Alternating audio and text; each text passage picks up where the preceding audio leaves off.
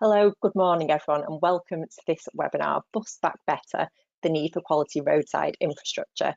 I'm Louise Collins, Senior Stakeholder Manager at Transport Focus. We're the independent transport user watchdog, and I'm really pleased to be here today to chair this session. And we're going to talk about that really important but often overlooked topic of roadside infrastructure. I'm joined by four fantastic panellists today. We've got Jonathan Morley, Ivan Bennett, Claire Haigh and Ed Griffiths. Each panellist is going to talk on the topic for about 10 minutes or so, setting out their views. And at the end of those presentations, we're going to get into a debate, so a good question and answer session. So welcome to everyone in the online audience. I believe we've had more than 300 people registered, so a great audience today. We really want to hear from you, so please get your questions in. There's a question function, so you can pop them in there and we'll get to as many as we can at the end. The session is being recorded. You can watch it on YouTube later and we'll provide some more details about that later on. So with that, let's get straight on to hear from our first speaker, and it's over to Jonathan Morley.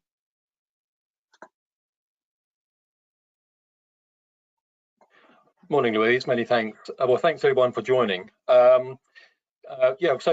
This particular topic is a topic that myself as an individual and certainly my colleagues at Trueform have been trying to push for many, many years now.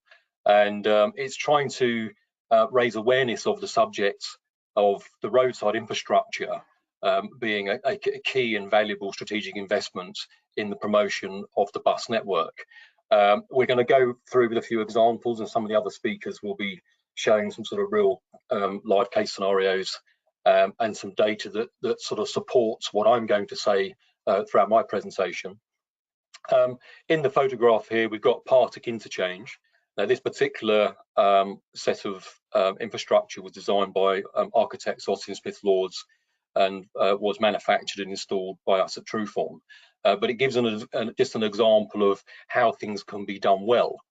Now, if we can just move to the next slide, you can see examples of what the problem is. So this whole presentation really is about what is the problem, what do the public see, and how we can make transformational change in the roadside infrastructure.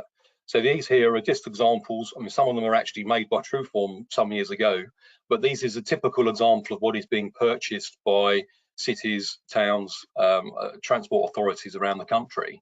And what really needs to be recognised is what sort of image is being portrayed here in these particular installations on the side of the street. They're old-fashioned, they're dirty, outdated. Quite frankly, they're quite terrible in terms of modern expectations from a customer, and that's what obviously a bus passenger is. They're either a customer that's an existing customer, they're using the bus already, or we're trying to convert people that don't currently use the bus into bus users. Nothing that, certainly from my perspective and the perspective of many of the clients that we deal with throughout the UK and overseas, would regard this as promoting the bus, and quite the opposite. We consider it being a significant deterrent in getting people to use the bus. So if you could just move on. So effectively, what do we do? What we need to try and create, in our experience, is a high quality modern environment that will encourage modal shift. The bus shelter really is the shop window for the bus. It's the first thing that people see. It's the very first touch point, and it's obviously often the last touch point. So you board the bus via the bus shelter, and when you leave the bus, more often than not, it's via the bus stop and the bus shelter. And very much the customer experience begins and ends, therefore, at the bus shelter. We can move on.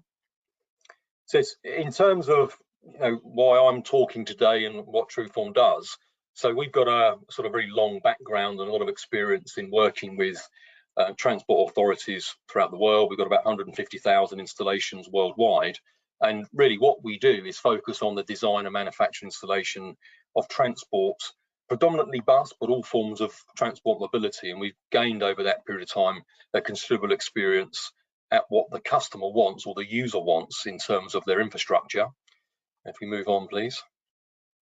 So, I mean, in terms of what we do, whilst we work with towns, cities, transport authorities, local authorities, we also work in a lot of detail with architects, consultants, designers and planners internationally. And I think that's one of the messages I'm going to draw out here, and obviously we've got Ed and Ivan speaking as well, is that quite often there's an emphasis on buying the cheapest product, buying a product that maybe is on someone's website, but in many other industries and forms, you would always employ an expert, someone that knows what they're doing in terms of providing a particular structure or a particular product that has an end use. And I think that's something that we don't see as often as we should in transport infrastructure. There's an emphasis on buying the cheapest product, perhaps from an internet site or something, and not much thought given to what's that product saying and what could that product do in enhancing the roadside infrastructure. So as I say, we've got a significant amount of experience over certainly 30+ years at dealing with transport authorities, not just throughout the UK, but overseas. And many of the things that we've done, which I'll come on to in the following slides, show that some of the key stuff that we've done. And just quickly moving on, so here we go. So on the left-hand side is Partick interchange again, great example of providing a sort of high-class waiting environment. And I think it's worth making the sort of distinction at this point. When we say roadside infrastructure, we're very much talking about bus stops and shelters, but in other forms of mobility, they would be regarded as a mobility lounge or a departure lounge or a waiting room. And I think if you started to talk about a bus shelter as a departure lounge, as we would for an airport or a mobility departure lounge, you would then start to question a lot more about, well, is what's being provided currently actually fitting the bill and meeting customer expectations?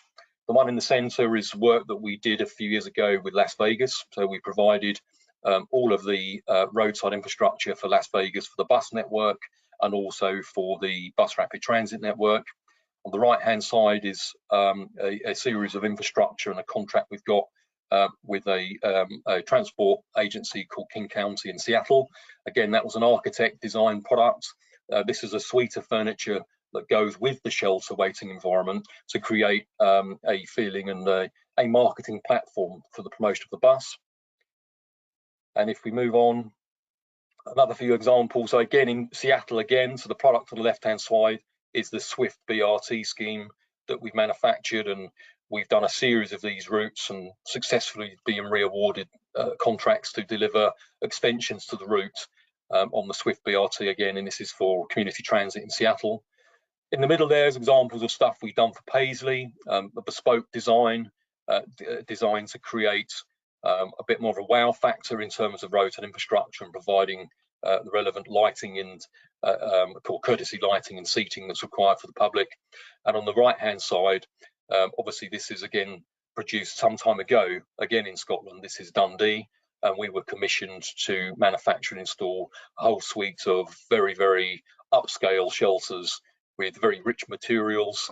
The environment when you walk inside these shelters is very much the sort of feeling you get when you walk into a hotel reception, and that's exactly what Dundee City Council wanted. They wanted the product to give the feeling that the bus or bus as a form of mobility was a very progressive and forward way of looking at transport, and in keeping with other expectations. So if we could just move on, please. So in terms of what my background as an individual and the team that work at Trueform, I'm a product designer by training, and we've created at Trueform sort of legacy projects really that's very much led from design. It's understanding how our public transport products were perceived, how they're presented and how they're promoted. And really, it's all about attracting customers and increasing sales. And whilst we regard ourselves as transport and mobility professionals, deep down we're sales, marketing, and design professionals, because we're just trying to promote the bus service. You know, we know it's a great form of mobility. It's trying to compete, particularly in the recent years, with a whole host of other new and emerging forms of mobility, which are all great, but the bus still remains a key and very cost-effective way of mobility. And we use user-centric design principles that some of the other speakers will talk at in a bit more detail, but it's effectively not just about marketing a product, but it's using design principles such that the products are designed such that they're products that people want to use. You know, they create customers in the fact that they exist in the way they exist. Moving on, So our objectives as a company, but our objectives of all of the clients we work with, are all the same. They're all the obvious things we've heard time and time again. They want to increase bus ridership. They want to increase and retain modal shift, and they want to increase sales.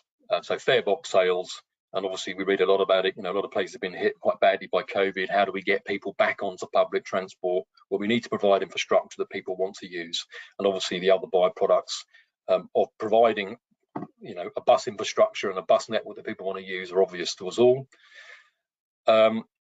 Just moving on.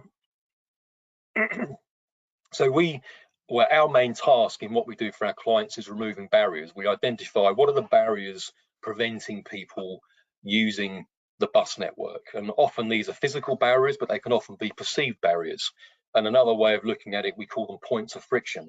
And there are many points of friction in people using the bus. It could be we'll come on to these in a minute, it could be the cleanliness of the bus, it could be the journey time, the time waiting within the bus shelter.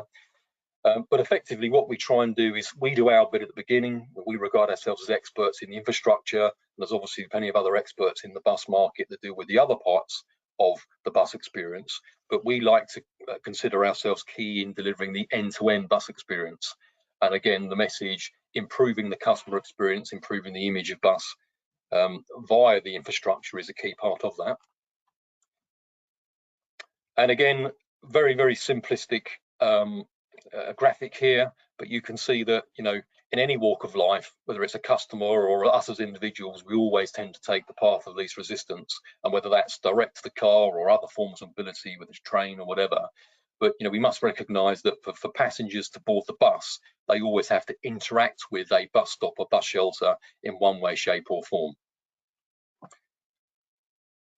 And then really, whilst I can't applaud enough what's been done in terms of DOT and the Bus Back Better document, you know, internally at Trueform myself can't help but think that it was a significantly missed opportunity. So whilst you look at, there's a page here and there's a number of references within the documents about examples of barriers preventing better bus travel, there was very, very limited mention at all of the importance and the important role that the roadside infrastructure can play. And that's something that's a key point in today's webinar, is that not only do we want transport authorities and cities to understand that, you know, this is a real key thing to improve and a real sort of product in your armory that you can use to increase usage of bus, but also we want people to sort of stand up and take notice and think, well, look, if we produce, you know, another version of Bus Back Better or similar documents, it really needs to include a significant section into this often significantly overlooked topic. And then, you know, I think it's worthwhile looking at what the customer's expectation actually means. So I don't think anybody will particularly disagree that on the left-hand side there, you have a picture of a bus from the 1980s, and the ones on the right-hand side is obviously a modern-day bus. That's obvious to see. Next image is the same.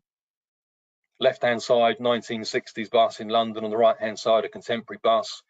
And again, on the next slide, if you look at the motor vehicle industry, it's a Ford Fiesta, but it's obvious that one is from the 80s and one's from the current day. It's obvious to see. If you move on, it's not so obvious with bus shelters. So the one on the left, you can tell by what the lady there is wearing, it's obvious, and the vehicle in the background, it's obviously from the 1960s, 70s. But the one on the right is a recently installed bus shelter. But as far as the general public are concerned, it's exactly the same.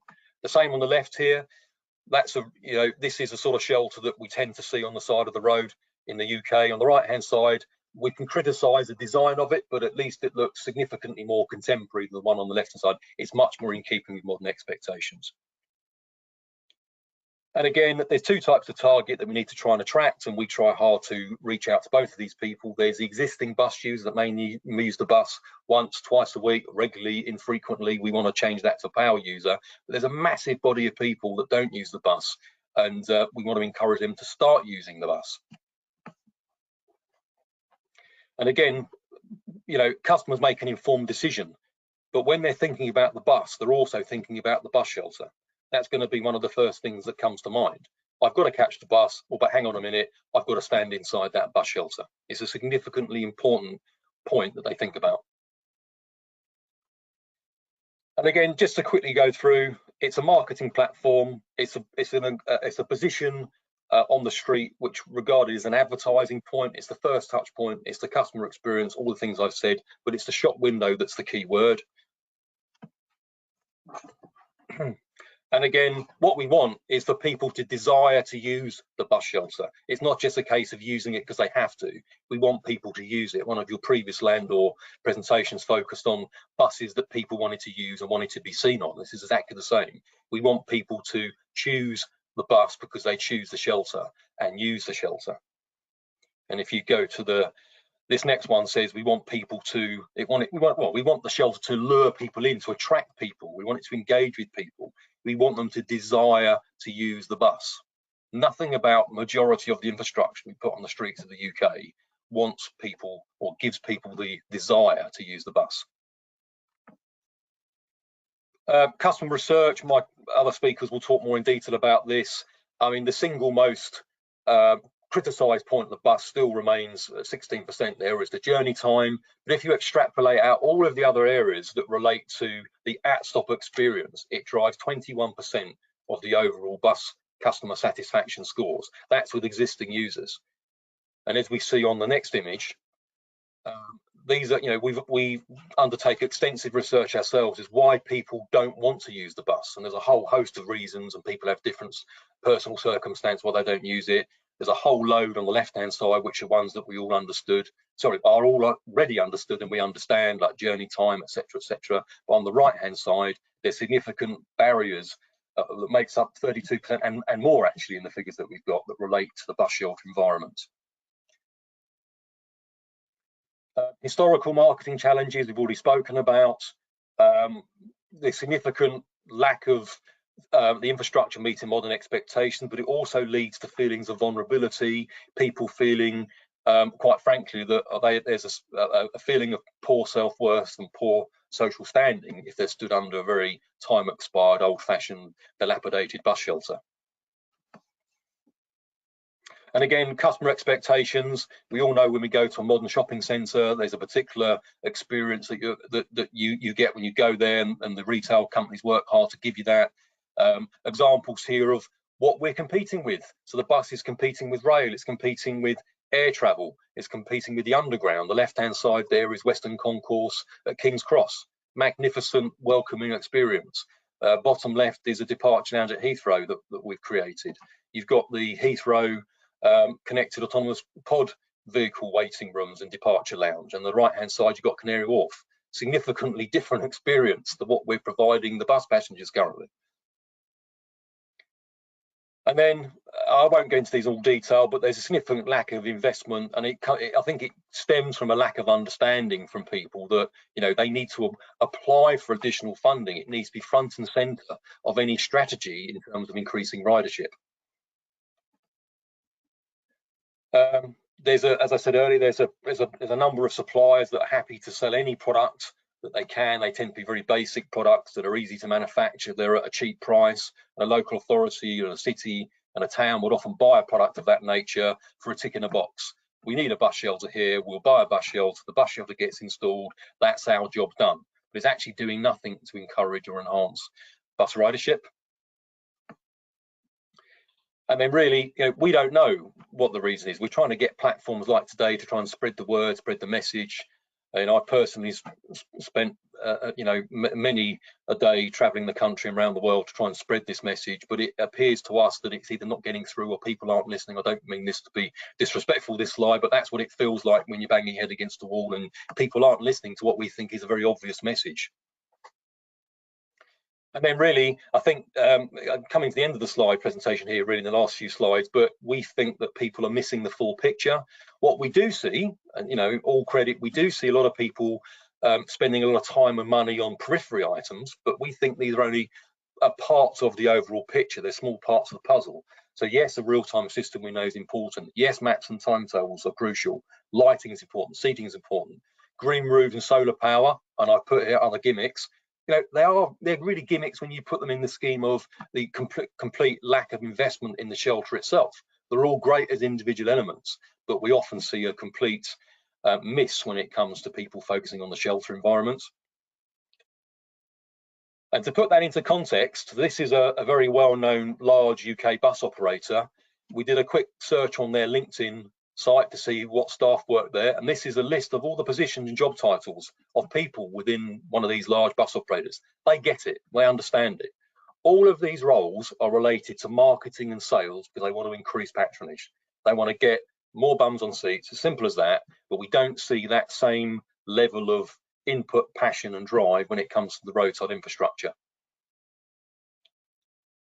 And then lastly, some examples of what things could look like. These aren't necessarily designed by ourselves. These are a series of products designed by architects and designers globally. But again, you can criticize whether it's the right level of comfort, the right level of protection from the rain. But initially, it gives you a completely different profile and picture of the quality of the roadside infrastructure. Same again on the next slide. Very much more modern, very much more in keeping with expectations of today's travelling public. And again, the very last slide is the interchange here at Slough bus station. And again, I defy anybody to say that that's not creating a transformational image of bus travel, and very much more meeting customer expectations than the vast majority of what was being installed in the streets of the UK today. So that's it. And I think my fellow speakers will be adding a bit more flesh on the bones of what I've just said. Thanks very much, Jonathan. That was really fascinating and a pacey run through an awful lot of really useful material there that hopefully we can get into a bit more detail on some of it later. I think the thing that really struck me is that, huge gap between the low starting point in some places that you demonstrated right at the beginning and where we want to be. So yeah, good to chat more about that later, and thank you, Jonathan. Now I'm going to hand over to our next speaker, and we're going to hear from Ivan Bennett. Over to you, Ivan. Thank you, Louise, and thanks, Jonathan, for outlining some of the issues surrounding existing waiting environments. Next slide, please. It's hard to believe I've been supporting the design and development of bus infrastructure for over 30 years. As a furniture and product designer, much of my portfolio has been about improving the experiences of those using a store, station, or on the street. The bus stop is more than just a sign. It is a waiting environment for passengers, and like rail, they should be provided with a range of amenities, whilst managing the flow of boarding and alighting passengers and other passers-by. Poor waiting and queuing experience can lead to conflict and affect dwell time and even expose people to crime and harm.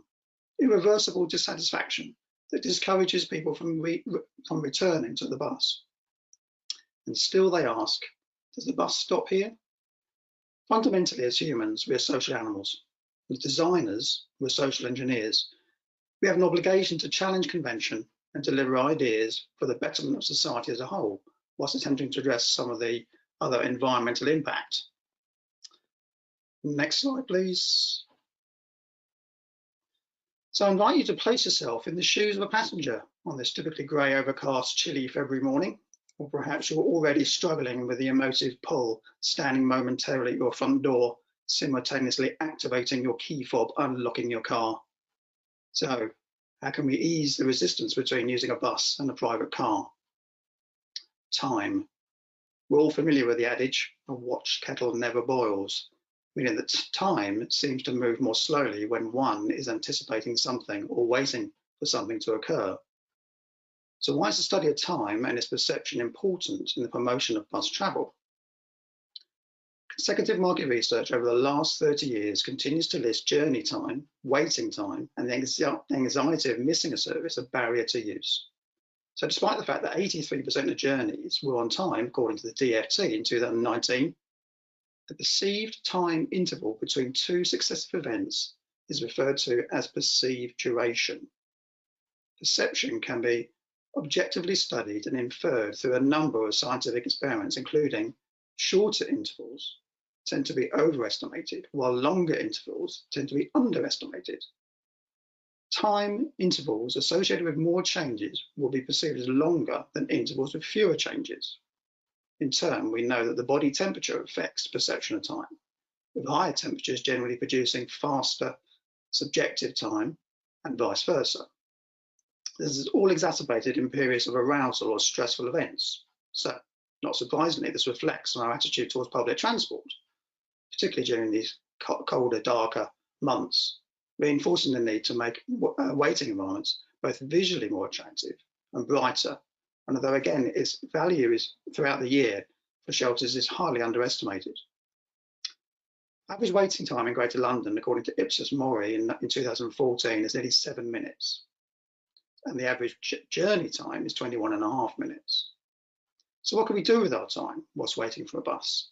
Browse the internet, listen to a couple of our favourite tunes, read 3 pages of a gripping novel, consume half a cup of coffee, or if you still partake, finish a cigarette, although not within the confines of a shelter.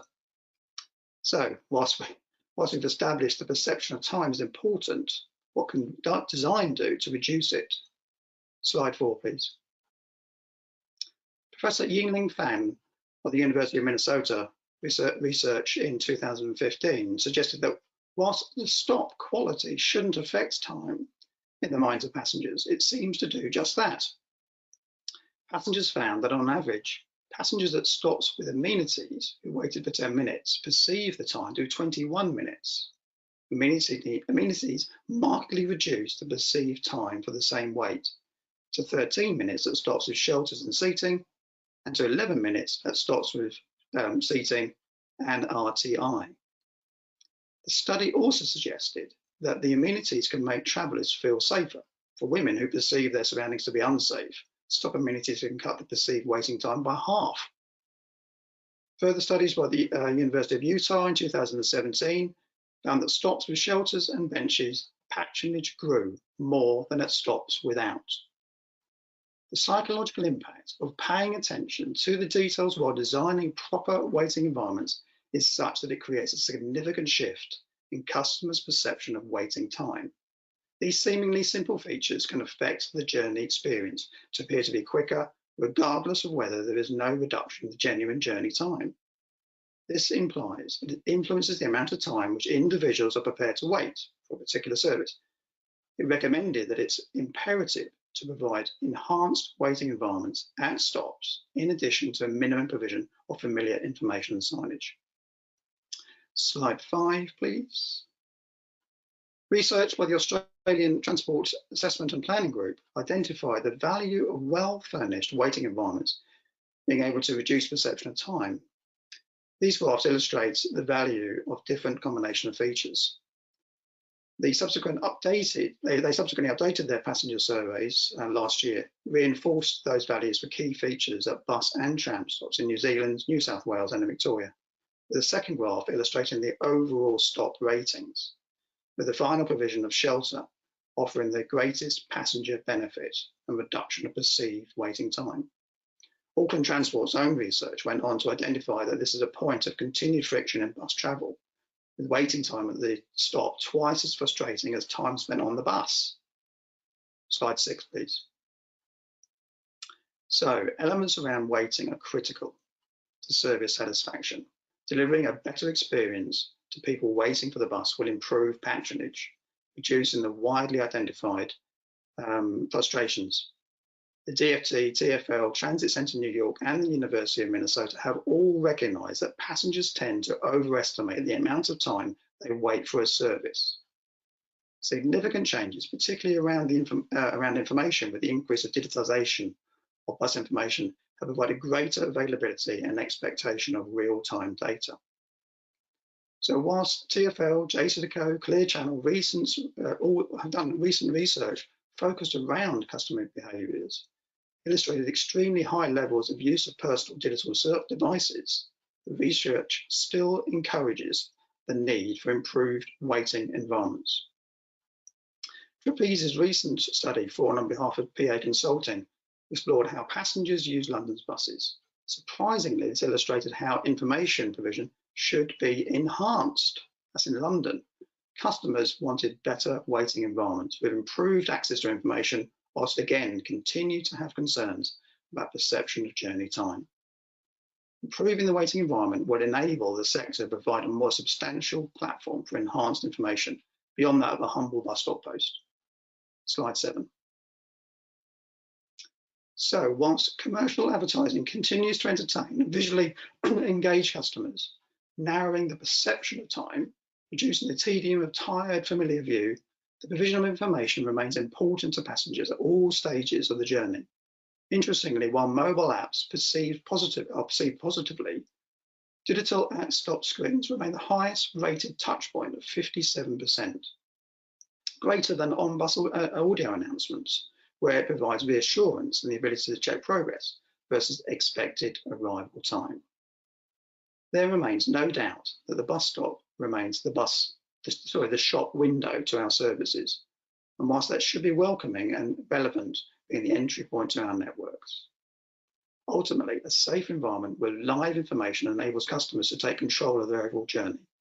But bus stops can have a broader appeal, meeting the needs of both boarding, alighting, and interchanging passengers, and passing pedestrians and cyclists, providing physical shelter, local vicinity mapping, whilst acting as a safe haven for more vulnerable users, particularly at night. When designed well, contribute enormously to the iconography of the city or the vision they serve. Slide 8, please. Back in Auckland's AET's own research in 2013, identified that this is a point of continued friction in bus travel, with waiting at the stop twice as frustrating at time spent on the bus, as we heard earlier. So whilst shelters typically provide protection from the elements, they also protect against noise and can assist in the perception of vulnerability, providing a barrier between the carriageway and even pedestrians. Shelter was the most important, and the majority of respondents were prepared to spend more on the quality of shelter and forego a fare reduction.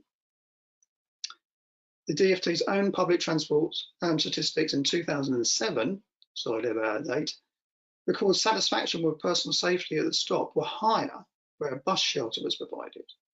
In all areas, satisfaction with the information given at the bus stop was higher where a shelter was provided at the stop, and higher still where RTI was displayed and in use. So whilst we've made incredible strides to improve operational performance, the roadside waiting environment continues to remain wanting. In summary, whilst urban and metropolitan regional passengers outside London ranked bus stop attributes higher than those in rural areas, rural passengers felt their expectations of the bus stop were not being met, calling for greater provision of shelter. Now, we all know bad design when we see it. But what does good design look like? AET devised this evaluation matrix in an attempt to objectively establish good design. After all, good design can build your brand into an iconic one, communicating via various platforms to make your product and service stand out, whilst in the case of public transport, even contribute towards the identity of your city and region, creating lasting memories and desire to return. Slide 9, please. So let's attempt to bring this up to date. Why do we continue to ignore the potential of the roadside waiting environment? As Alex Warmby said on this very channel, CEO of Transit Blazefield recently, whilst considering the potential of a journey you wanted to make, he said, there is a huge gulf between operators' branding and the on-street, on-station experience. Bus Back Better could provide the catalyst for change, transforming our centres of engaging street furniture we can be proud of, not second-rate, lowest-cost structures that nobody particularly likes and certainly don't enjoy, and they remember for all the wrong reasons. Is it any wonder why many don't consider the bus as an option if there are expectations to wait in an poorly lit street corner?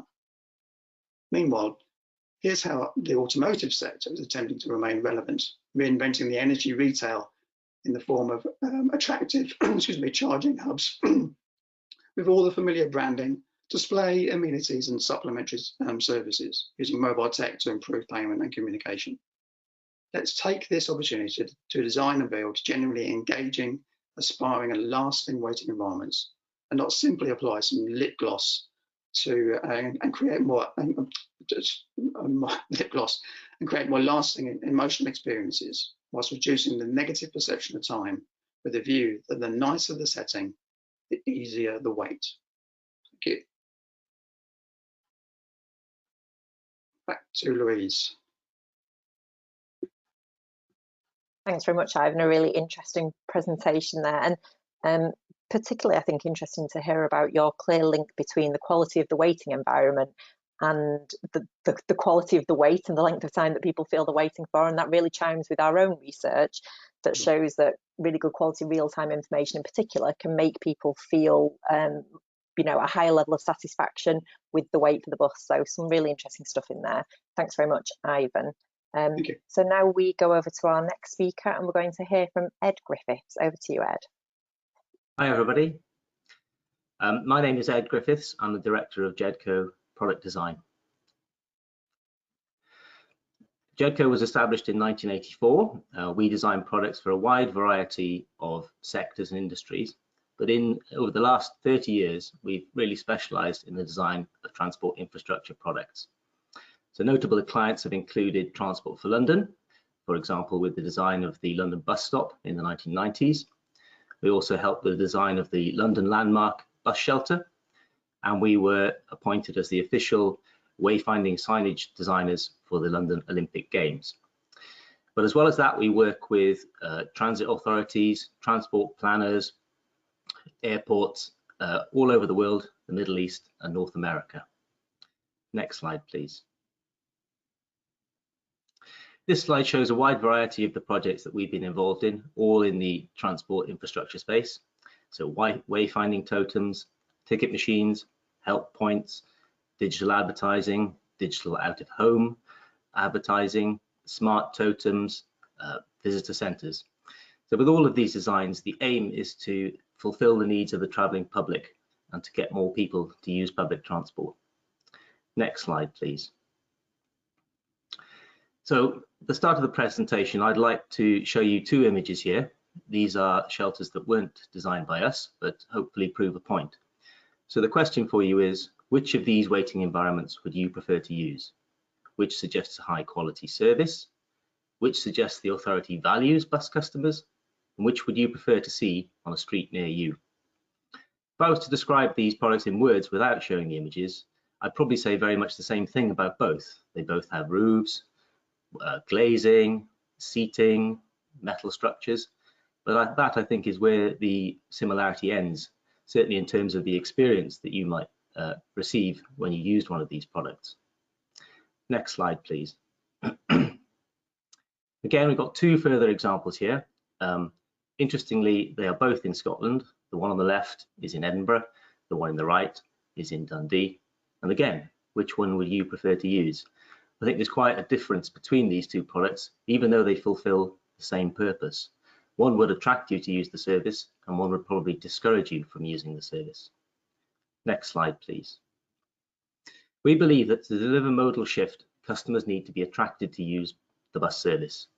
But the reality is that customers have a choice, especially new customers who aren't familiar with the service. They can drive, use the train, taxi, Uber, walk or cycle.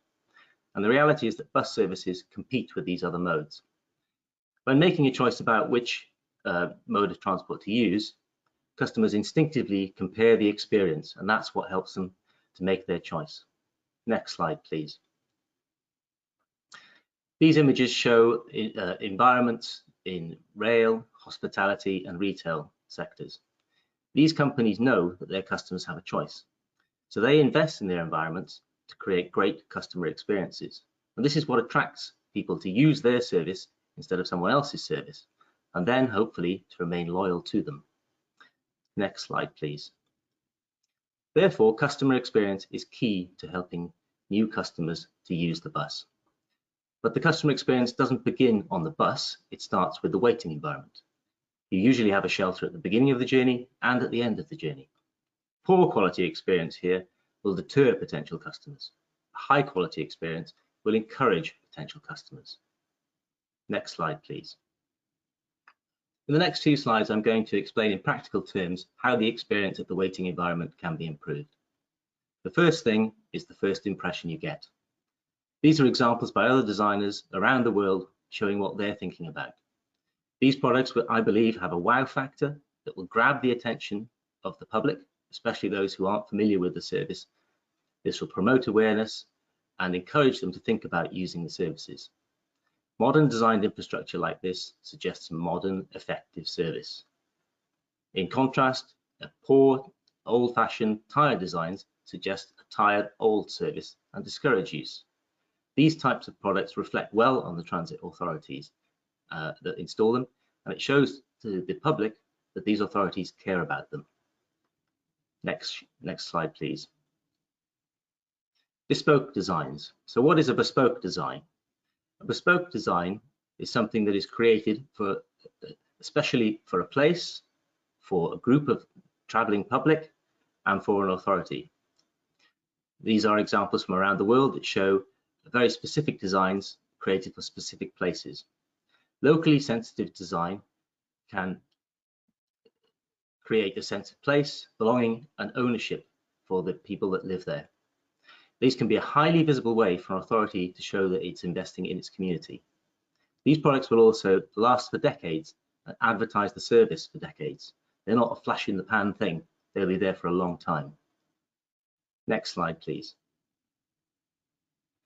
Materials are a very important part of understanding the value of a product. Whenever you touch, feel, or see a material, it gives you an impression, either good or bad. If you think about a new restaurant that might open on your street, if you look through the window and it has nice leather seats, lovely wooden benches, nice lighting, nice tiled floors, you'll get an impression of quality, and that will help you to consider and use the service of that restaurant. The same can apply to the bus shelter environment. Quality materials can give a sense of value, and this can be immediately felt by customers. Additionally, with the right material choices, we can create durable structures that look better for longer and can reduce ongoing maintenance, providing long-term cost saving. In contrast, poor material choices can lead to corrosion and vandalism, which can create unattractive environments that people simply don't want to spend time at. Next slide, please. The next point is with regard to lighting. Lighting is obviously very important for making people feel safe, especially at night or in the dark winter mornings. In the top middle, I show two images of examples in the UK, pretty typical examples, where we have a rather cold use of lighting, creates a gloomy and unwelcoming and unattractive environment. The same lighting components can be used and designed and applied differently, as shown in the other images. Warmer lighting can be used, and it can be arranged in better ways. This can attract customers, make them feel comfortable and reassured. Next slide, please. The seating that you will typically encounter at most bus shelters is among the most uncomfortable that you would sit on in your daily life. But it doesn't have to be this way. In other outdoor spaces and in retail, hospitality, you will encounter far better designed furniture. Often the seating at bus shelters will be made of metal, quite cold in the winter, perhaps too hot in the summer, and not very ergonomically designed. It doesn't fit your body, it doesn't feel nice to sit on. With the average dwell time at a shelter being 6 minutes, we believe that better seating will encourage customers to dwell at shelters and use the service more often. Next slide, please. The penultimate point is with regards to sustainability. The bus service is already one of the most sustainable modes of transport. However, we think a lot more can be done. We sometimes see solar panels and living roofs being applied, but again, much more can be done with the actual materials that are used to construct bus shelters. There are a lot of new materials coming online now. We can use recycled plastics, other recycled materials. We can use plant-based materials, generally materials that have a lower levels of embodied carbon and energy. This, we believe, can help authorities to meet sustainability targets. Obviously, the use of sustainable materials is a good advertising proposition as well, as the general public are very interested in reducing the effects of climate change. Last slide, please. So in conclusion, we believe that design thinking at the early stage of specifying new infrastructure can deliver dramatically improved customer experiences. This is well established and proven to work in other sectors, rail, aviation, hospitality. They've been doing this for many, many years. If we apply this type of thinking more often to the bus sector, and in particularly to the waiting environment, it can attract new customers, act as an advertisement for the service, build customer loyalty, and we believe drive modal shift. Thank you very much. Thanks very much, Ed. Another eye-opening presentation there. And again, a thing that really jumped out to me was that kind of link between good quality facilities, treating people like valued customers, offering them the wow factor. And it really chimes again with Transport Focus's research that shows that treating your bus passengers like valued customers is a fantastic way to increase their level of trust in the company and build a relationship with them. Really interesting. Thank you very much, Ed. So now we're going to hear from our final speaker. It's over to Claire. Thank you very much, Louise, and good morning, everyone. Yes, I've really enjoyed the presentations. And I completely agree with the previous speakers that making much more of the bus's shop window will make a really significant difference in encouraging more modal switch. First impressions absolutely count. So I also really welcome this webinar for putting a spotlight on the simple fact that really good quality roadside bus infrastructure has been much neglected. It's not actually something that I've even thought about much. I thought a lot about buses, but it really has been neglected. And seeing the slides and seeing those amazing images, wow, that's the world we want to live in. You know, that looks really good. But you know, that historically there has been a real lack of investment. And I believe that this lack of investment in good quality, really high quality roadside bus infrastructure is a symptom of a much wider malaise.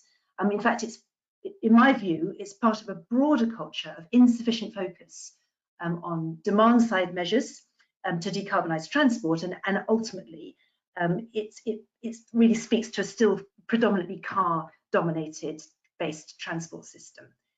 So anyway, I've been asked to contribute a few reflections really on really I suppose why it matters from a societal perspective that we improve roadside bus infrastructure.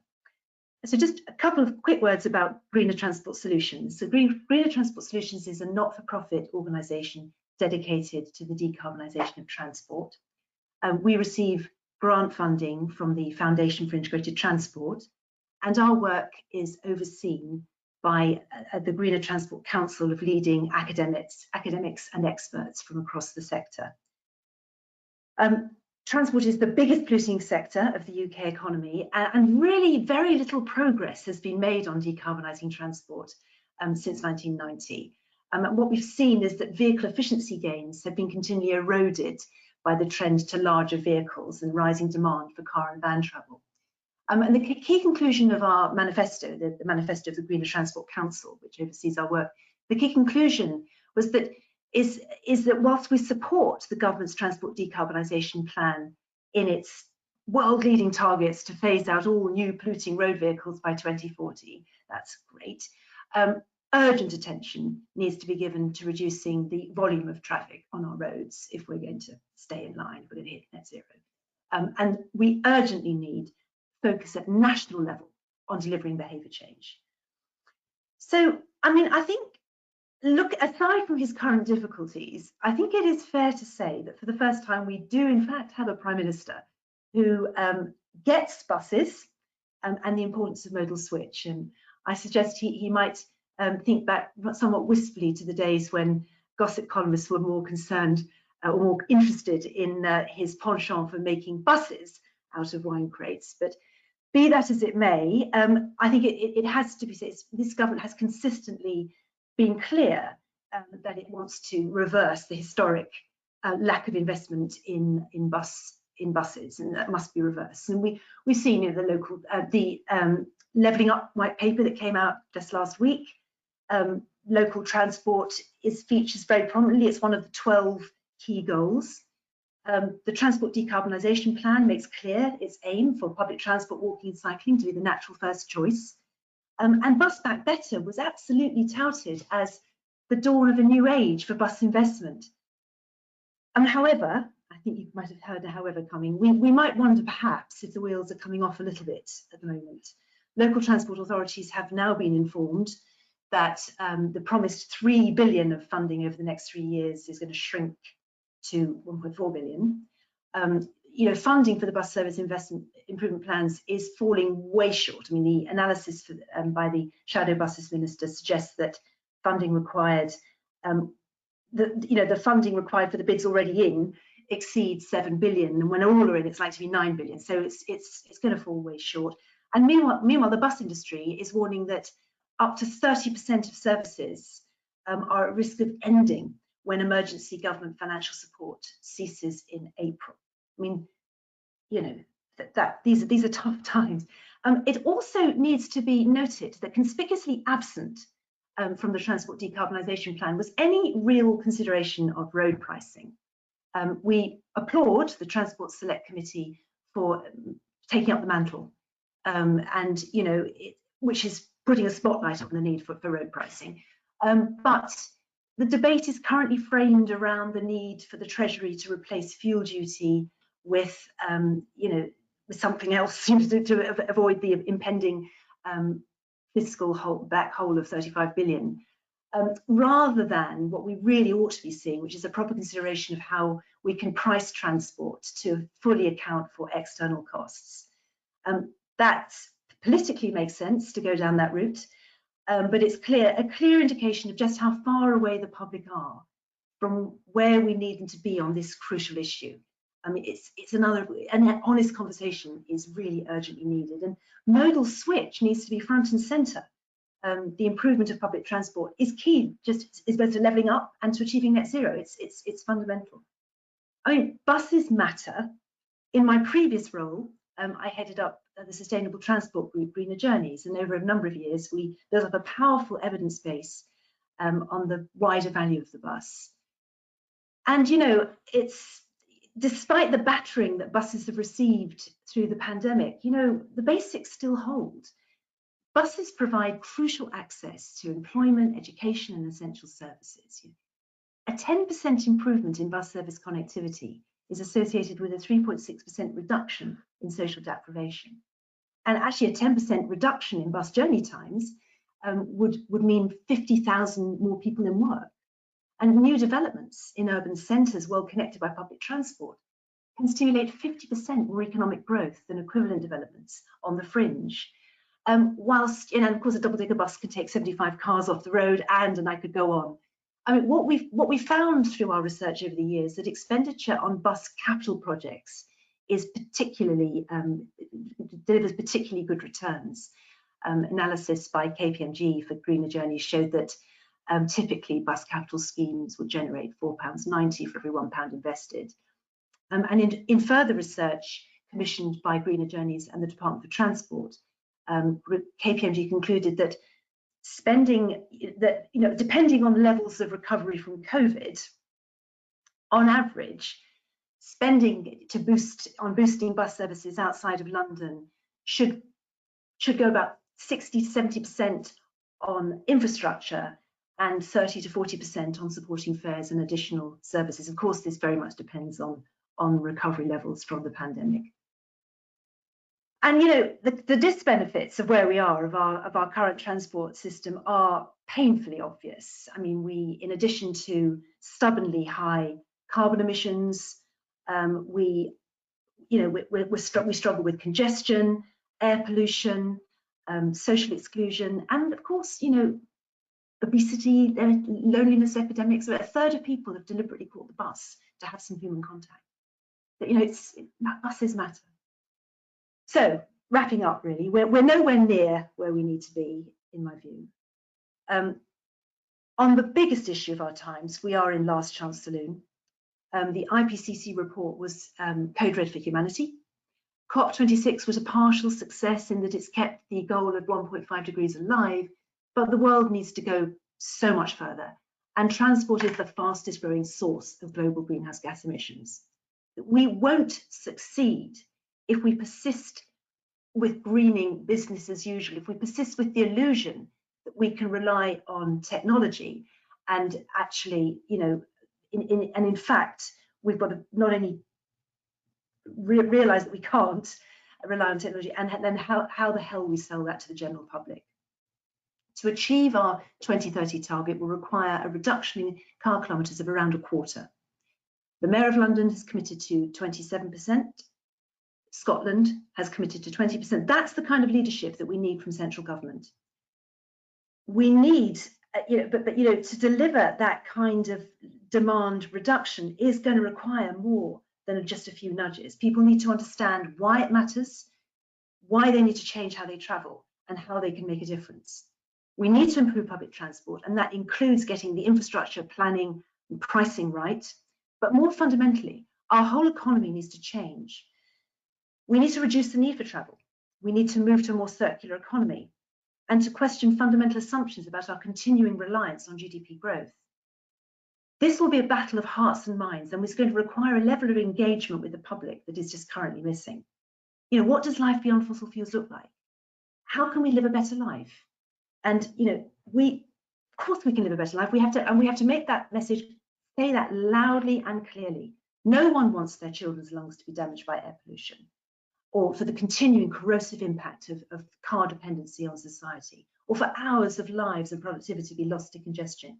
How can we begin to reimagine our daily lives? So as we begin the task of envisaging a better world, I would now like to turn our minds back to the inspiring images that we've seen in this webinar about what good quality roadside bus infrastructure should look like. And I would suggest, what better invitation to the travelling public to choose public transport instead of the car. I mean, this is the shift in mindset that we need to bring about, and I can't really think of a better place to start. Thank you. Thanks, Claire. Exactly right. And a really thought-provoking reminder there of the importance of the bus to society as a whole and some of the wider issues. So thanks very much, Claire. And I'd like to invite all the rest of the panellists back to turn your cameras on and join us now for a question session. Just Jonathan, yes, there we are. We're all here. Okay, great. We've had lots of questions coming in from the audience, and you won't be surprised to know that there are a few on the big subject of funding, and that's the one that I'm going to start with, because I think here we're all agreed that fantastic roadside infrastructure is where we want to be. There's a big gap, and that's where we want to get to. But how do we get there when local authorities are strapped for cash? And for some in England, National Bus Strategy funding might offer some help, but it's not going to be the answer to all the problems. I'm going to come to you first, Jonathan. You actually touched on some alternative streams of funding previously, so interested in whether you've got some more thoughts on that and how local authorities can apply for some additional funding. Yeah, okay, Louise. Well, basically, in terms of a response to that, obviously it's a question we get asked time and time again, and it obviously is a serious issue. I think one of the things I would say is, in terms of people need to recognise that they need the funds for this purpose. I think that's the first thing. People need to understand how the money can be spent and put to good use. So, for example, the Bus Back Better document, had there been more of an emphasis in there on the importance of the roadside infrastructure, understanding obviously that Claire succinctly puts that there's a significant underfund there with what is required and what would be available. I think people are more likely to put the waiting environment or changes to the waiting environment as part of their bus service improvement plan. So they would be able to get a proportion of that money that's available would be spent on the infrastructure. In addition to that, however, and again, sorry, what I would say, just to add to that, in terms of making people aware, whether it's government and all the other bodies aware of the importance of the infrastructure, will again have the effect of, we believe, and we've been doing this a very long time, creating more awareness, and effectively funding potentially will become more available once people realise what a good return on investment the roadside infrastructure actually is. And I think a lot of authorities have actually noticed and done their own research that the investment in the bus shelter is the highest investment they can make in terms of return on investment for the fare box. And in terms of other forms of funding you mentioned, yes, I mean, in our experience, we're involved in all sorts of other mobility, and we do see significant sums of money being spent in other areas of mobility. We still see it, whether it's active travel, whether it's clean air funding, all sorts of different funds are available that are within the same sphere as mobility, public transportation, clean air funding, carbon reduction funds, that sort of thing. In our experience, we've seen them used innovatively by selected authorities, selected cities towards bus infrastructure. And I think that's one thing we would say. If I could wind the clock back 10 or 15 years ago, the bus infrastructure role used to be a specific role within a city, within an authority. We've seen that very much diluted now, and you've got more people that are involved in the wider sphere of mobility, hence their attention. And I think the funding now is spread more thinly amongst all the other forms. Okay, thanks, Jonathan. I can see a few other people nodding. Does anyone else want to come in on that same question? It's a big topic, and I'm sure there's plenty to say. I mean, there's huge challenges for local authorities, but people aren't necessarily joining things up. Is that I indicated that the bus shelter or the bus stops generally in waiting environments can be used by others. So it's not just boarding, alighting, interchanging, but the pedestrian. And if you go back to the 1930s, when London Transport started designing purposefully public passenger shelters, they had a social bent towards them. They often had seating on the reverse side, facing a green open space or recreation ground or a park, and they would even enable the panels to be used by the local community to advertise local events and such like. We're not using the shelter in its broadest possible sense. In London, we've now seen this loss, but we had a huge program through the Legible London program of walkability, making our cities more legible. And every bus stop, all 18,000 of them, had a local vicinity map within the bus stop. That wasn't just to appease the need of the bus passenger, that also served to enable people to walk and explore their local communities more. So that was, every 400 metres across London, there was an individual map. It was unique. These were stop-specific artworks. They've gone. In most cases, they've gone. There's a handful left. We're not joining this up. Even when we introduced naming in London 30 years ago, it actually helped pedestrians move around more, because every 400 metres there was another name. Normally the local side road or whatever, but it made our cities more legible. We introduced the towards plate on the bus stop sign. That as a cyclist, I don't drive, but as a cyclist, I often use towards informations on the bus stop posts to help me navigate areas which I'm not so familiar with. Why are we not using the bus stop and the shelter in the broadest possible manner to reach out to cyclists and walkers in the community? That it's not just the sole provision of the bus passenger. We are missing huge opportunities with these pieces of street furniture. So funding, we know, is hugely challenging. Most local authorities, 60% of their funding, their budget is going on to social care. Well, we know that walking and getting the bus is a much healthier way for us all. Wouldn't that be enlightening to see some of that money going into that as well? Thanks, Ivan. And just while we're still talking about this kind of sense of place and local community, Ed, you talked about this. You talked about that kind of community-centred design and so on. Is there a role to do something in bus, which we have started to see in rail, I think, quite a bit, where some stations are really being used as community hubs and to offer these really great alternatives? So could more be done at some stop stations, interchanges, Ed? Absolutely. I mean, the waiting environment can be used by other people. It's not necessarily just for the bus users. It can be a local amenity with other features there, wayfinding, other types of amenity, phone charging, Wi-Fi, the aspects that can be added to create a much rounded experience, not just a roof over your head and a seat, but something that the wider public can use.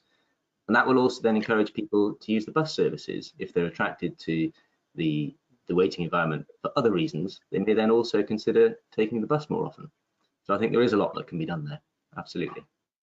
Thanks. And Claire, I wonder if you want to come in on that. Yes, I've just had a point just to make on a wider point on funding. And really we've got the price signals wrong.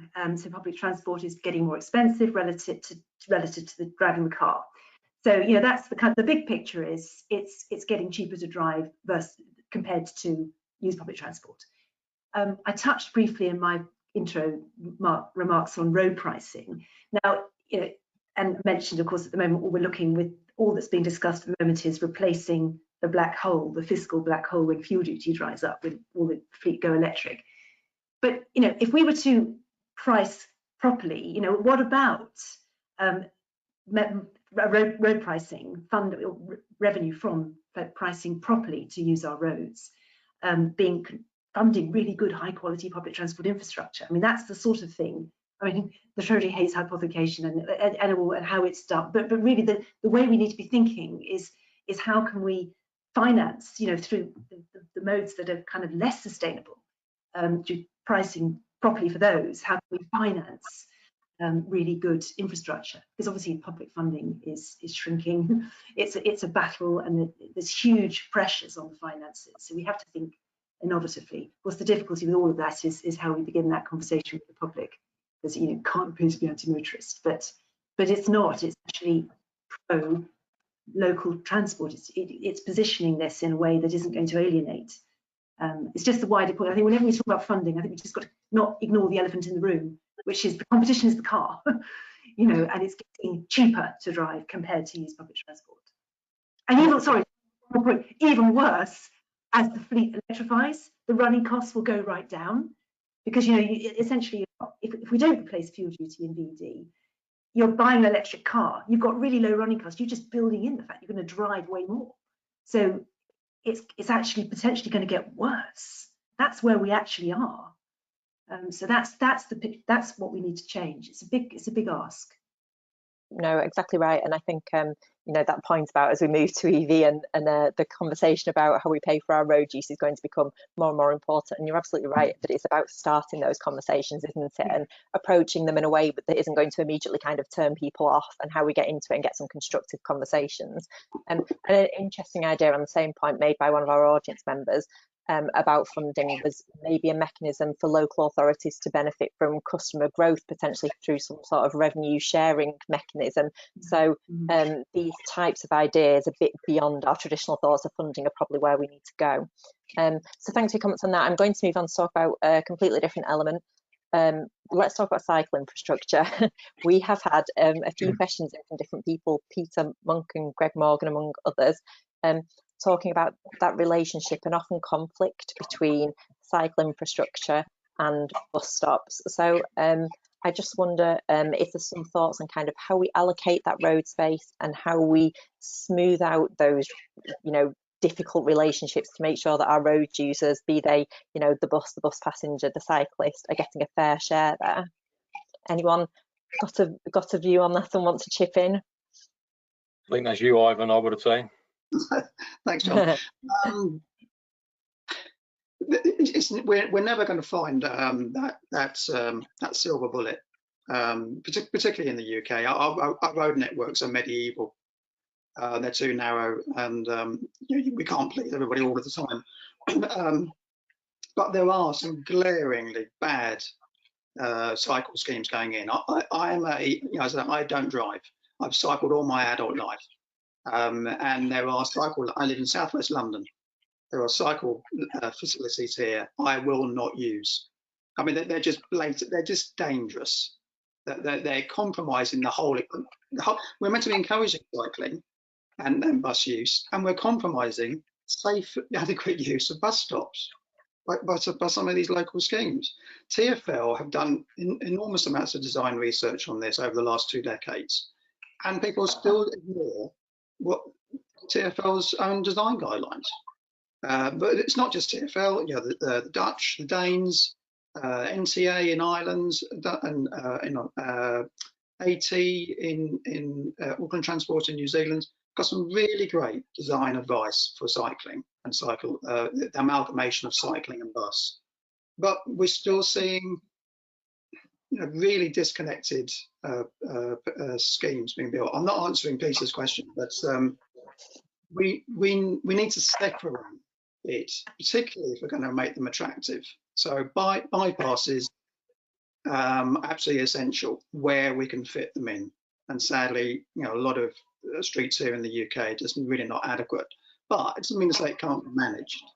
But don't start doing these half-hearted schemes. It's really disappointing for everybody concerned. Yeah, I much prefer the island scheme with a clear bypass behind, then with a level pedestrian access going to and from the bus stop island. I know that Trueform have been involved in some over the last 2 years with COVID. Some of those were originally temporary, but they're now being made full time. And you know, it can be done, but it won't be one answer for all situations. No, and it's about planning it, isn't it, into the design of the whole thing rather than kind of shoving bits in afterwards that then don't work with each other.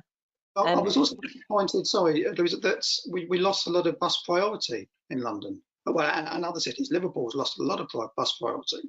I suppose it's all about confidence, isn't it? As a cyclist, I don't mind using a bus lane because actually in London, I'm spoiled, aren't I? But in London, TfL have done a lot of work about training drivers.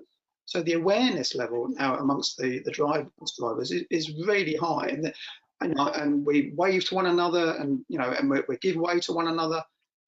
That came about through an educational program. Now maybe we've got to see more educational programs going on across the UK to ensure that bus drivers know how to behave with cyclists and be aware of them. But we're also seeing better quality onboard cameras being used. So I'm personally, I'm sticking my neck out here, but I'm not averse to cycles being in bus lanes. I know that doesn't satisfy everybody's needs, but once you gained, it's about confidence. At least I'm not in the mainstream traffic. I'm in a dedicated lane for bus, taxi and cycles, and I feel reasonably safe. Okay, thanks, Ivan. Claire? Yeah, I just wanted to make the general point. I understand the question, and it's an important one because road space is a highly contested resource, fiercely contested, and you know, it's trade-offs, etc., etc. The general point that I want to make, I think it's really important, which is that all the sustainable modes need to work together to reduce, you know, particularly single occupancy cars, but to reduce car travel, you know, to reduce and so, you know, it sometimes, and again, the other point to assist in that, local transport needs to be planned in kind of in sync really with local economic plans. You know, what do we actually need? That's the sort of planning that will then will mean that the right kind of infrastructure is prioritised at the right, you know, for the right sort of amenity or whatever. But I think without really getting into the detail and into contentious areas, I just want to make the really important general point, which is we have to avoid wars between the modes, because the sustainable transport modes, you know, they're in it for the long haul. They have to be in it together to kind of, because everybody needs to. We just need to make it possible. To not have to reach for the car keys. And we've seen those wars happen with the best will in the world and the, you know, kind of the intentional starting point, and then, you know, they're very counterproductive, aren't they, in the long run? Yeah. I'm going to move on to a question from Paul Horn, and he's asked about you know, he's made the point that everyone's keen to provide excellent roadside infrastructure, but that there are challenges about antisocial behaviour and maintaining that in the long run, the impact on customer perception of bus travel. So what are the recommendations in terms of design and maintenance to try and minimise antisocial behaviour? And Jonathan, I'm going to come to you on that one. Yeah, okay, Louise. Well, I think that to answer that one, in our experience, if you provide quality roadside infrastructure that's well maintained, so the maintenance is kept up to date, we found that the level of ongoing or repeat vandalism, destruction and damage to the shelter is significantly reduced. And people might find that hard to believe, but in our experience over many years, and I'm sure Ivan at TfL it was the same, if you provide an environment, people tend to respect it. You'll always get the exceptions, but as a general rule, you know, if there's a shelter that's been damaged or there's graffiti on it that's not replaced in a prompt fashion, it will sustain further attacks and get worse and worse and worse. So that's the first point I would say, is that just because something's vandalised doesn't mean to say that it shouldn't get repaired. If you repair it, it will, in our experience, last longer. And the other thing is, it comes down to choices of materials and design. We design products that in terms of the way it's perceived, it has a perceived robustness as well as a physical robustness. If people think it's very robust, more often than not, in our experience, they may not vandalise it, or they tend not to vandalise it. If it's looked at as an easy target, they will try and vandalise it, or in some instances it will be vandalised. So there's a two-pronged attack, really. It's if you were to put something out there and expect not to maintain it, then yes, it will degrade and very soon end up looking quite the opposite to what the original image was of the product. But I think, with any new infrastructure, you need to provide a sensible maintenance regime and structure that goes with it, and that, in our experience, again, will keep the product looking good for a very, very long period of time. And also choice of materials. I mean, Ed touched upon it, and I talked about it in the beginning of my slides, is that there is an emphasis at the moment to buy the cheapest, install the cheapest, complete disregard for what's the best product in terms of long-term investment. I'm not talking about its attraction or draw with the public. I'm talking about, will it still be looking in reasonable condition in 5, 6, 7, 8, 9, 10, 11, 12 years time? And we provided some products to various places around the world, and they've spent more initially on the materials and the finishes, and they look as good today as they did when they were installed. I mean, the stuff we provided in Las Vegas, for example, we put those in the ground probably 10 to 15 years ago. Recent site visits there by some of our staff in America, they look exactly the same today as they did 15 years ago. They're obviously 15 years old, but they've been so well looked after, and mainly because of the right choice of materials and finishes. The actual level of maintenance they require is very low anyway. Thanks, Jonathan. And I think that takes us on really nicely to talk about a next point, actually, about the provision of information at bus stops. And I'm not really talking here just about that kind of one-off installation of good quality real-time information, but actually, how do authorities with limited budgets make sure that what they're buying is going to stand the test of time? We've had a couple of questions in, one from Mia Antonio about the relationship between sort of developing tech and bus stops and the way that works together in a way that's sustainable and within lifespan. And we're often seeing the case, aren't we, of by the time technology is installed at bus stops, it's almost life expired in a lot of cases. How does it keep pace? And what about the lack of poorer IT in rural areas and the difficulties there of providing real-time information? So I wonder who wants to take that one? Ed, is that something that you would like to come in on? Yeah, I mean, I think it's obviously very important to have these technologies when we can, but I think I'd like to step back a little bit and say that these sorts of technologies are only used by people when they are actually have decided to use the waiting environment. So before that point, you have to create an attractive environment that gets them into the bus shelter, gets them thinking about using the bus, and then these technologies can come into play. So I think, first of all, it's part of a package, really, of having the right physical infrastructure with the technology to support it. But you're absolutely right, technology does change and it does develop, and it can be hard to predict. It's a difficult subject, and there's obviously lots of different technologies out there. Future-proofing needs to be considered at the design stage and the specification stage. That's vital. Difficult, though, as technologies do change quite rapidly. The other thing I would say is that information can be, if used correctly, an advertisement for the service. So when it's inside the shelter, it's appealing to those that have already decided to wait there, but it can be used more as an advertisement, so facing outwards, for example, more of a local amenity, and that will increase its benefit to not just those using the service, but to the wider public in that locality as well. Thanks, Ed. And I wonder, is there a kind of wider question on this, Claire, about the type of information on offer at bus stops and integration with other modes, understanding kind of the whole network generally? We talked previously, but again, about the role in the community. I think it almost links back to that. Certainly, just thinking back now to my days when I was more involved in when I was greener journeys, I remember we did some research on what were the switch factors to how you could persuade car users to switch to public transport, and information was one of the key. I mean, obviously, I mean it was up there. I mean, I think that the biggest switch factor was in fact speed and convenience, but information and ticketing were closely followed on. So that would be my observation, really, that it is a really important factor to get people to switch, and getting it right, reassuring people, you know, that's what I would say to that.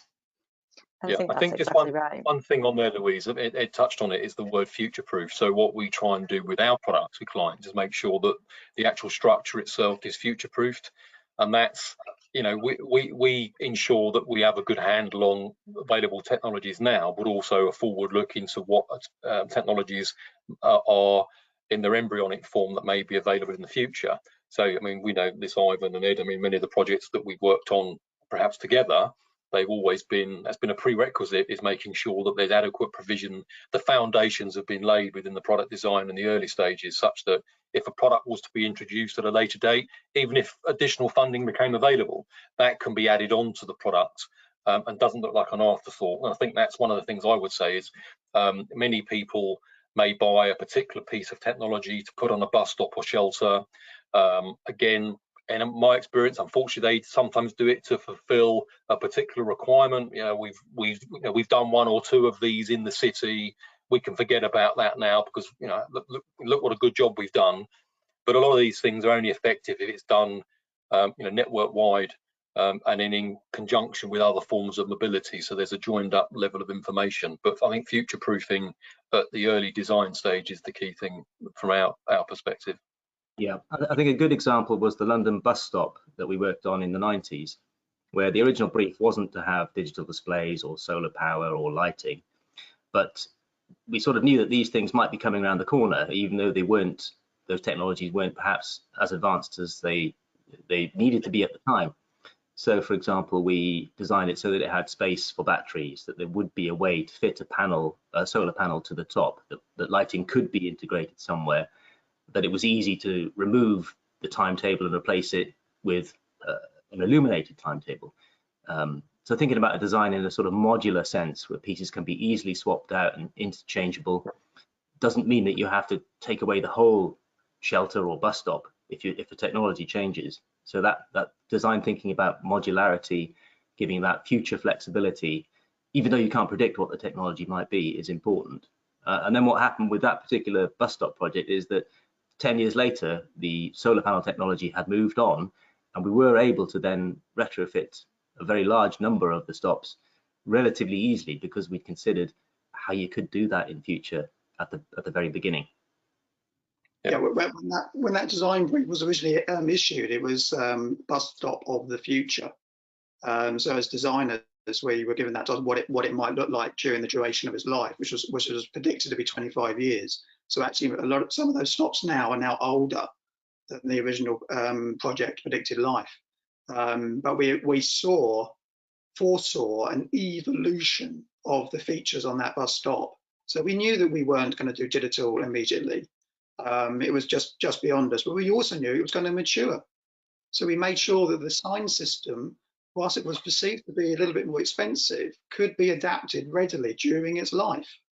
And what's really frustrating for me, and I started off when I spoke, was after 30 years of doing this, is like we haven't moved on. Yeah, there's no next generation of bus stop and shelter being done. Well, there are a few, but they're not having that the same opportunities to look towards the future about and carry the businesses forward. We can't afford it all at once, but don't keep putting in these agricultural shelters, and they literally are. They're on the verge of being agricultural. The stainless steel or galvanized steel very often. Why? Because it's relatively cheap, it's easy to maintain, it's hard and robust.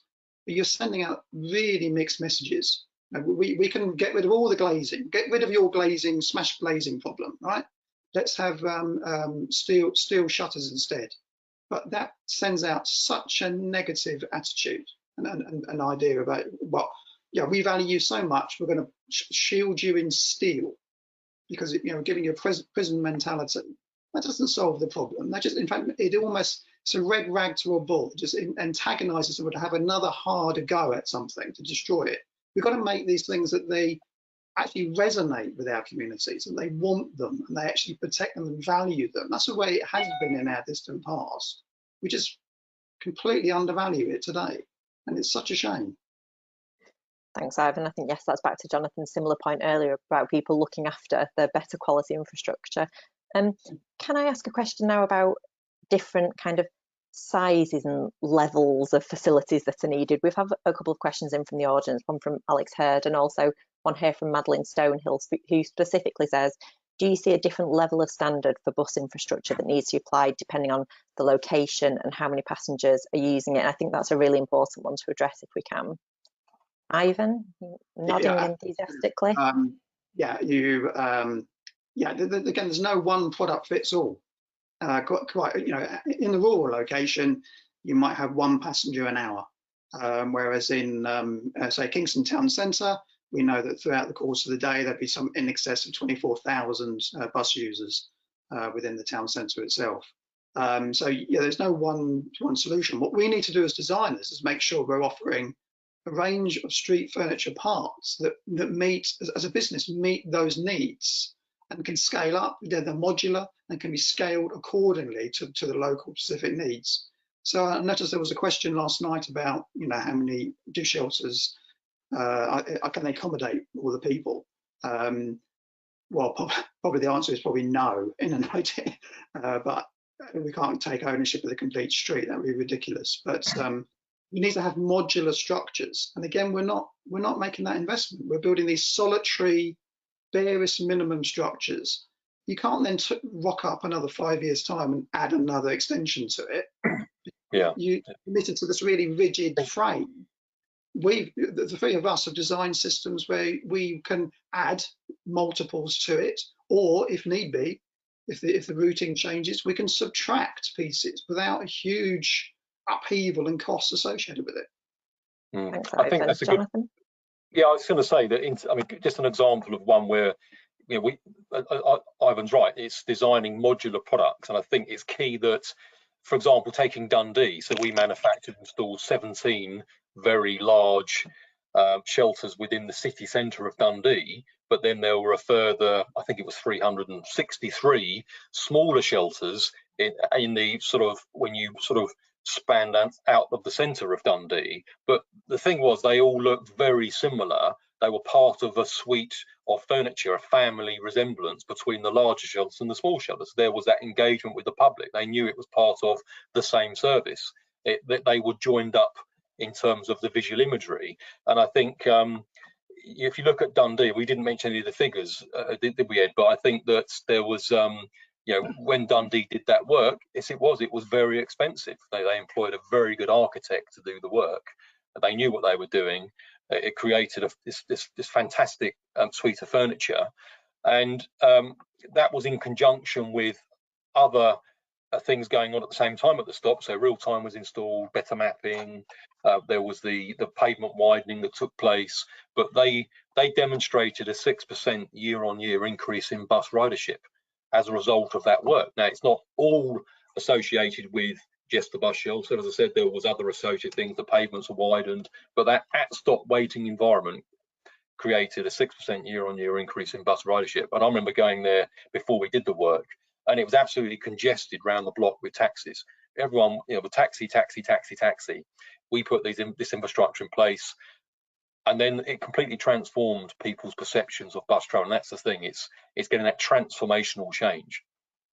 That's fascinating. Thanks, Jonathan. And we're almost out of time, but I wouldn't like to end this webinar without a quick comment on how we meet the needs of disabled people in designing roadside infrastructure. So I wonder, Ed, whether you could very quickly, we've had a couple of questions in, one about how blind and visually impaired people get on and off bus if there's a bus bypass, and also about kind of the height of curbs and so on. So how do you build design that meets the needs of disabled people into roadside infrastructure? I think at large part, it's about at that early planning stage, recognizing this and building it into everyone's thinking that's involved in the process here. So it's not an afterthought, which so sadly it can be, but something that is considered by everyone, all of the designers or the planners, that it comes together to create the right type of environment for disabled people, rather than separate exercises where you may have a bus bypass planned by a certain team of people, a shelter installed by a certain other team of people, and then you don't get this sort of joined up thinking, and that's where you can get these points of friction or these areas where things just don't work.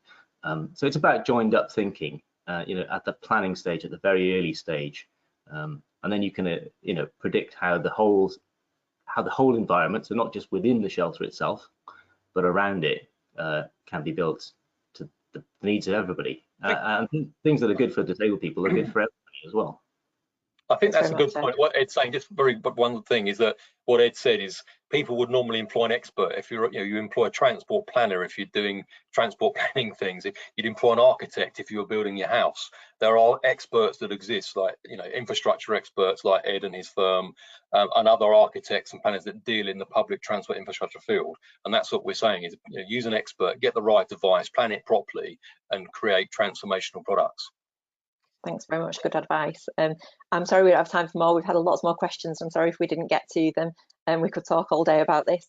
Thank you very much to everyone who joined us online. Thank you very much to our panelists, Claire Haigh, Ivan Bennett, Ed Griffiths, and Jonathan Morley. Remember, this will be recorded and on YouTube later. Thank you very much for watching.